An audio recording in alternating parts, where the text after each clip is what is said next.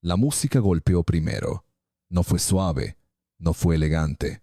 Fue un latido, pesado, innegable. Una línea de bajo tan profunda que parecía arrancar el alma desde el fondo del pecho. Y entonces, esas palabras afiladas como una navaja escondida detrás de una sonrisa. They smile in your face. All the time they wanna take your place, the backstabbers. El público rugió. No aplaudió, rugió. Porque sabían que aquello no era solo una canción, era una advertencia. Era 1973 y The OJs estaban en la cima del mundo. 3 hombres impecables, tan brillantes bajo las luces que casi dolía mirarlos. Eddie Levert, fuego puro, un grito hecho carne. Walter Williams, seda, calma, precisión mortal. Y en el centro, William Powell, la voz imposible, la nota que otros no alcanzaban ni en sueños. El hombre que parecía cantar no desde la garganta, sino desde el alma misma. Cuando él abría la boca, el sonido no se escuchaba, se sentía. Pero nadie en aquella sala sabía la verdad. Nadie sabía que el hombre con el brillo más puro estaba rompiéndose por dentro. Porque antes de ser leyenda, habían sido muchachos de un barrio frío en Canton, Ohio. Hijos de fábricas cerradas, iglesias pequeñas y sueños que parecían demasiado grandes para las manos que los sostenían. Ellos no cantaban para ser famosos. Cantaban para no hundirse. Cantaban para no desaparecer. Y William, especialmente William, llevaba la música como otros llevan una cicatriz. Él sabía cómo se siente perder. Él sabía cómo se siente callar lo que rompe, y aún así sonreía. La multitud veía luz. Nunca vieron la sombra. La historia recordaría los discos de oro, recordaría los aplausos, recordaría los éxitos que son todavía himnos, pero la historia olvidaría algo más. Olvidaría al hombre. Olvidaría la lucha. Olvidaría que la voz más brillante del grupo fue también la primera en apagarse. William Powell dio su vida por la música, y la música como el mundo siguió sin él. Lo celebraron vivo, lo olvidaron muerto, pero hay nombres que no pueden desaparecer, no mientras haya alguien que recuerde. Y esta noche empezamos por decirlo en voz alta: William Powell, la alma más elevada de The OJs, el talento que ardió demasiado fuerte, el hombre que el mundo olvidó. Pero nosotros no. Antes de la fama, antes del brillo, antes incluso del primer traje impecable y el primer micrófono real, hubo viento frío, calles estrechas y humo de chimeneas. Canton, Ohio. Una ciudad que no perdonaba la fragilidad. Allí, en una pequeña casa donde los inviernos parecían más largos que los días, nació William Powell. No llegó al mundo rodeado de lujo ni de promesas. Llegó rodeado de silencio, de trabajo duro, de rezos murmurados en la cocina, de un piano gastado en la esquina del salón que siempre parecía estar un poco desafinado.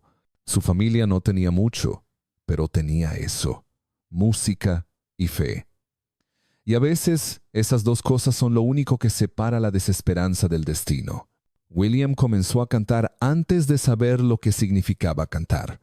A los 4 años su madre decía que su voz no era infantil, no era pequeña, era clara, limpia, como si no viniera de su boca sino de algún lugar detrás de él, algo que lo empujaba y lo pedía a sí mismo salir. En la iglesia de Death Street, él se paraba delante de la congregación un niño pequeño con zapatos demasiado grandes y ojos demasiado serios, y cuando abría la boca, el aire cambiaba. No era solo afinación, era sentimiento. Era un niño cantando como si entendiera el peso de cada palabra, como si hubiera vivido el dolor, la esperanza y la redención de las Escrituras, aunque aún no había vivido lo suficiente para perder nada. La gente no lo decía en voz alta, pero muchos pensaban lo mismo.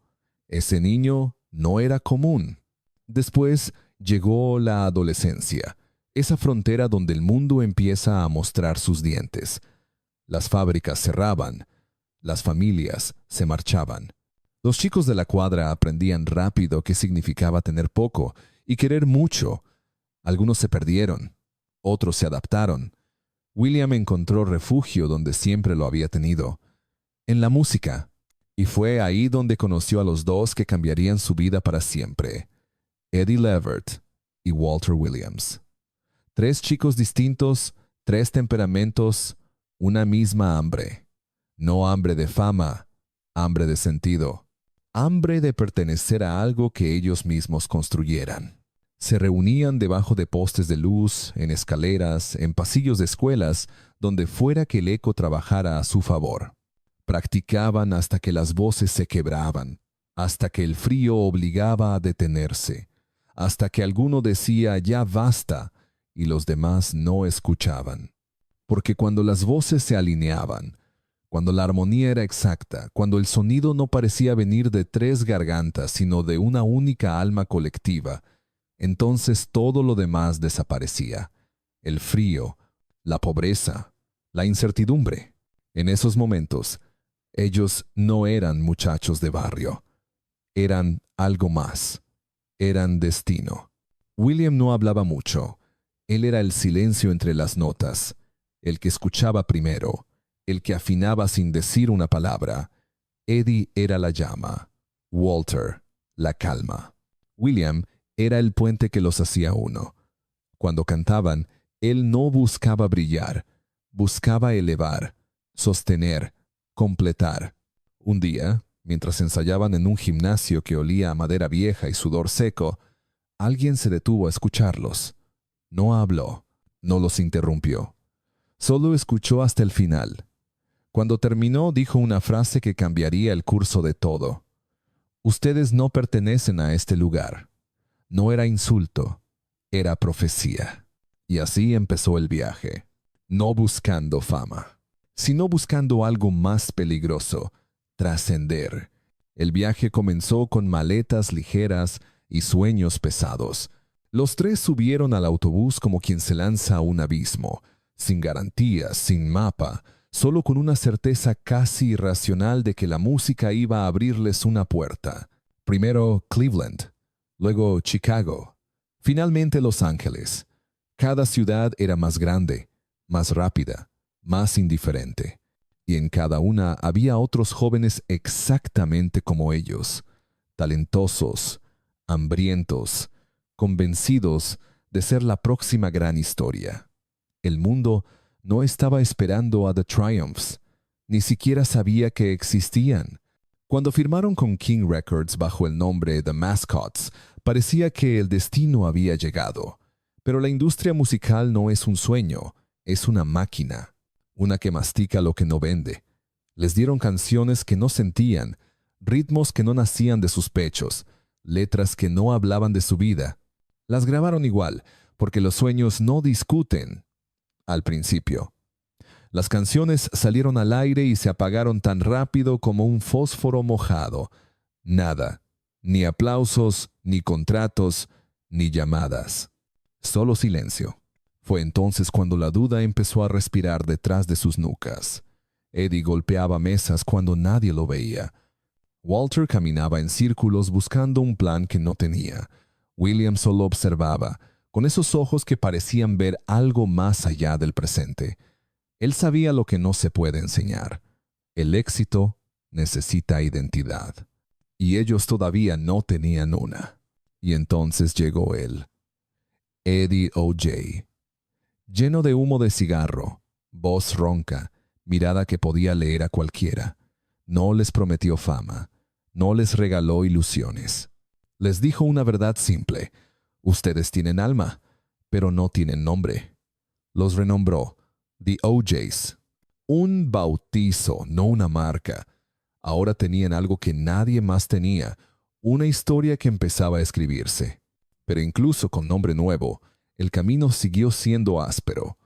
Tocaban en salas pequeñas, donde el público era un puñado de desconocidos que miraban sin emoción. A veces les pagaban, a veces no.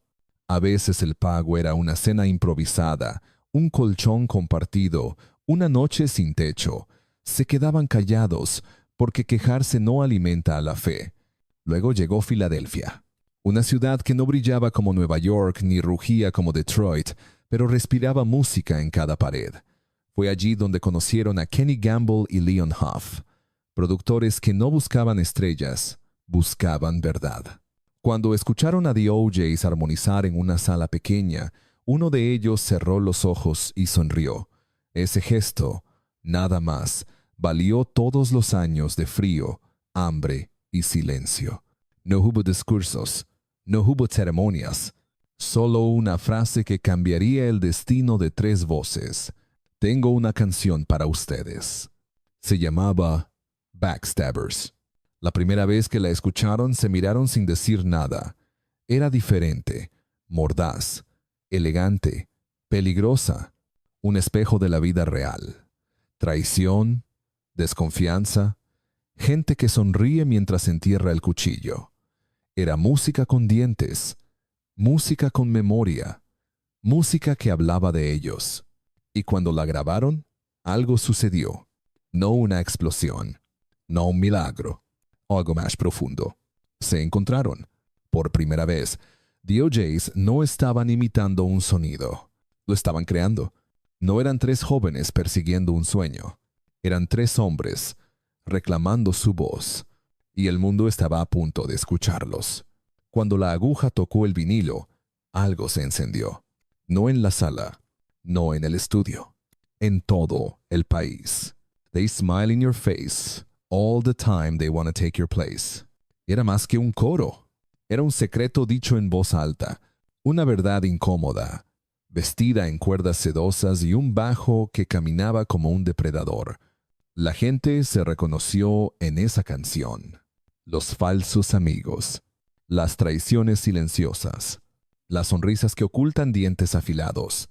Backstabbers no solo fue un éxito, fue un espejo. Y de repente, The OJs ya no eran simplemente un grupo de soul. Eran voces de una generación cansada de fingir. Los estadios comenzaron a llenarse. Las entradas se agotaban antes de imprimirse. Los trajes brillaban bajo luces que parecían hechas únicamente para ellos. Eddie encendía al público con fuego. Walter flotaba como seda. ¿Why, William? William hacía algo que nadie más podía hacer. Él levitaba. No físicamente, espiritualmente. Cuando William Powell abría la boca, el tiempo se detenía. Su voz alta, pura, limpia, subía como una oración que no pide perdón.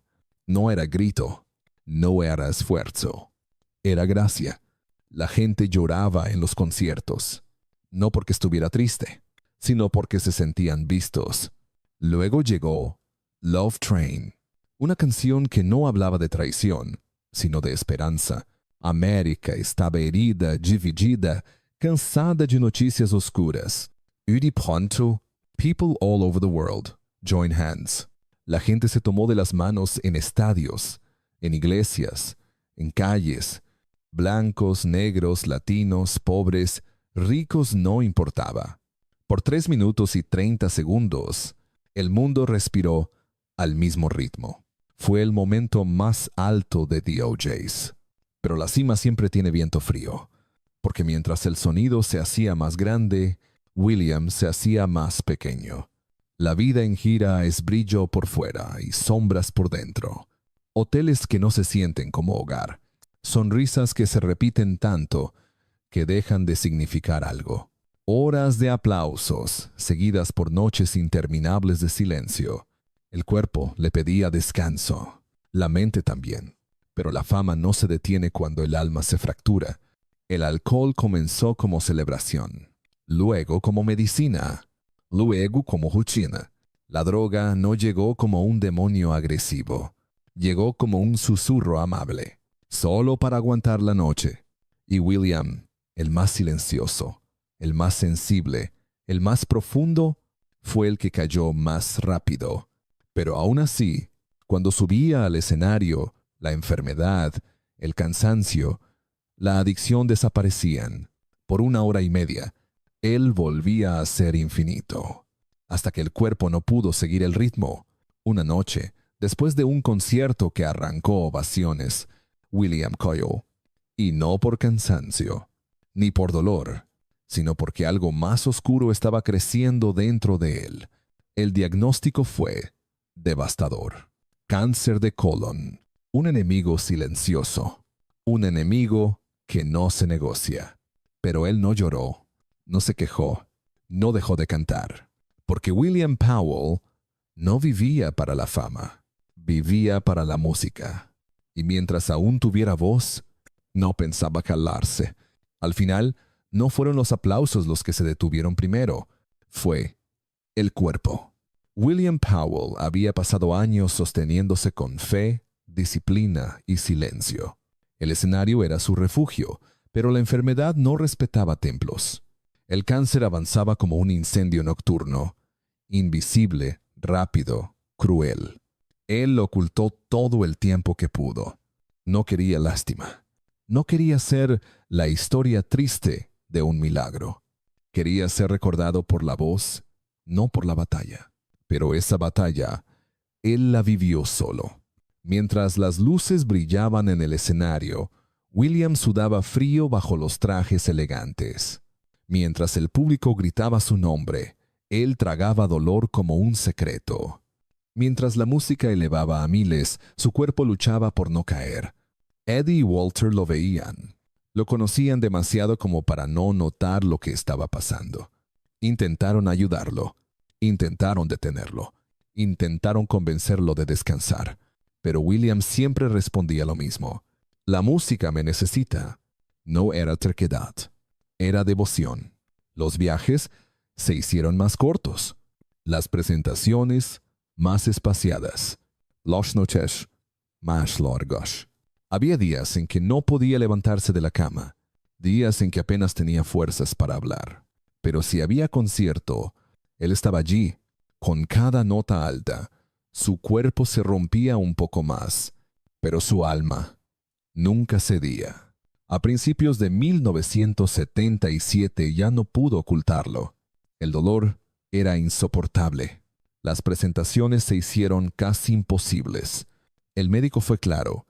El cáncer estaba en fase terminal. La noticia cayó como un golpe sordo en el corazón de The OJs. Gamble y Huff lloraron. Los músicos guardaron silencio. Los fans nunca lo supieron. William no quiso anunciar nada. No quería una despedida. Finalmente, llegó la noche en que la voz se apagó. 26 de mayo de 1977. Un hospital sin cámaras. Un cuarto sin flores. Solo respiraciones lentas. Y un silencio demasiado grande para ser descrito. William Powell murió a los 35 años. No hubo titulares masivos. No hubo homenajes televisivos. No hubo portadas en revistas. El mundo siguió girando. Las canciones siguieron sonando. Pero para quienes conocieron su alma, el sonido había cambiado para siempre. Eddie y Walter quedaron devastados. La música que antes se sentía como celebración, ahora se escuchaba como duelo. Cada armonía tenía un vacío. Cada presentación tenía una sombra. Cada aplauso tenía una ausencia. Pero aún así siguieron. No por ambición, no por contrato, sino porque era la única manera de no perderlo del todo. Cada vez que el coro subía, cada vez que el público cantaba, cada vez que una nota alta rozaba el cielo, William volvía, no en cuerpo, pero sí en lo más importante, en la música, porque algunos hombres desaparecen cuando mueren, pero otros viven para siempre en las canciones que dejaron atrás. Y William Powell fue eso, un eco eterno, un alma hecha de sonido, una voz que el tiempo nunca pudo enterrar. El mundo siempre recuerda a los más ruidosos, a los que se paran en el centro del escenario, a los nombres que brillan con luces propias, pero el alma de la música no siempre vive en el centro. A veces está en la armonía, en la voz que sostiene a las otras, en la presencia que no necesita gritar para ser sentida. William Powell fue eso, no el héroe de portada, no el ícono mediático, sino el pulso secreto del alma de The OJs. Después de su muerte, Eddie y Walter volvieron a los escenarios, Había contratos, había giras. La vida, como siempre, no se detenía por el dolor de nadie. Pero algo se había quebrado. Cuando cantaban Backstabbers, la canción que antes sonaba como advertencia, ahora pesaba como confesión. Porque entendieron que la fama no traiciona con enemigos, traiciona con desgaste, con cansancio, con sacrificios que nadie verá jamás. Cuando cantaban Love Train, ya no era un llamado a la unión del mundo. Era un mensaje a su hermano caído. Sigue viajando con nosotros. No te quedes atrás. En cada escenario había una silla vacía. No físicamente, pero se sentía. Fans que los habían seguido por años lo notaban. Algo falta. No sabían qué. No sabían quién. Pero lo sentían. Porque cuando una voz así desaparece, el mundo no hace ruido. Hace eco. Años pasaron. Décadas. La música cambió. Los ritmos cambiaron. Las radios dejaron de tocar vinilos. Las ciudades se transformaron. Los escenarios se renovaron. Pero la voz de William Powell, esa voz nunca se movió del lugar donde la dejaste. Siempre está allí. Intacta. Brillante. Pura. En 2005, cuando The OJs fueron incluidos en el Rock and Roll Hall of Fame, la alfombra roja brillaba. Las cámaras explotaban en flash. El público aplaudía. Pero Eddie, antes de decir cualquier palabra, levantó la vista, respiró profundo y dijo: «Este momento pertenece a William». No lloró, no tembló, simplemente dijo la verdad. Porque si uno escucha con atención, si uno cierra los ojos durante For the Love of Money, si uno deja que la música lo atraviese, allí está él. No como memoria, como presencia. William Powell no fue una tragedia. No fue una historia triste. No fue un artista que se apagó demasiado pronto. Él fue una ofrenda. Una vida entregada, sin reservas a la música. Una voz que nació para elevar y no para acumular aplausos. Un hombre que entendió que el arte no es posesión. El arte es servicio. Y aunque su nombre no suene primero en las conversaciones, aunque su rostro no esté en los documentales, aunque su historia no esté escrita en los libros de texto, su sonido está en todas partes. En cada artista que canta desde el corazón, en cada armonía que cura una herida, en cada nota alta que quiebra el pecho y lo recompone al mismo tiempo. William Powell no murió en 1977. Solo se transformó, de cuerpo a eco, de hombre a resonancia, de voz a eternidad. Y mientras exista alguien que necesite una canción para seguir viviendo, mientras haya un corazón que cure a través de la música, mientras el mundo siga buscando belleza en medio del dolor, William Powell seguirá aquí. No todos los héroes necesitan monumentos. Algunos solo necesitan una canción que nunca termina. Y la de él todavía está sonando.